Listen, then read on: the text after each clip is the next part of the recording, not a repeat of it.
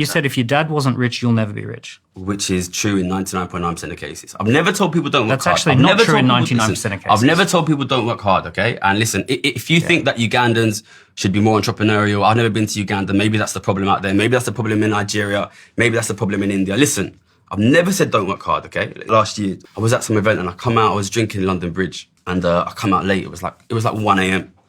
And some guy come up to me when I was unlocking my bike, some guy from Newcastle, which is the northeast of England. It's this quite poor town. There's a lot of working class people there. He said, I've been watching you on YouTube and I love your stuff. And this guy started crying. This guy started crying on the street, right, in front of me. He's like, I work so hard, Gary. I work 2 jobs.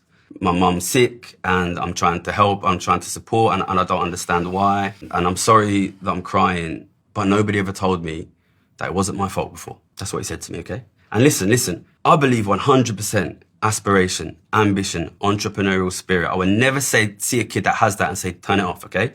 But the flip side of if you just work hard enough, you can make it, is if you didn't make it, it's because you didn't work hard enough and it's your fault. And I would like you to sit and think very hard before you send that message to young men and young women in our society. Meritocracy doesn't mean that everyone ends up with the same result. Here's what I'm trying to achieve. I'm trying to achieve the people who have ambition, who can go for it, are incentivized to do it and incentivized to build jobs and build companies. And that what will about the employ ones other that just people. want to work hard and have a good family and take care of them and have a home and be able to turn the heating on and be able to have financial security? They need to work for a business, don't they? They need to work for you? They would need to work for a business, some business, Okay. right? If someone doesn't create that business, then where do they work for? We now have, by the way, 11% of working age people are now declared too sick to work, right? We have a huge problem in the UK.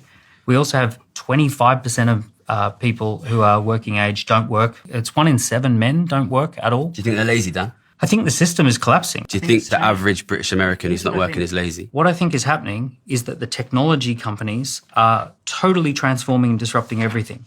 And what happened is around the post-war era, we had good jobs.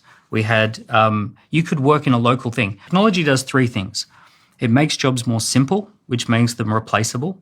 It makes jobs global, where you can move them to anywhere else. And then ultimately it automates the job altogether and gets rid of it through code and software. And what's really going on in the last, especially 5 years since the pandemic, is technology has decimated the existing systems that we all relied upon when we grew up.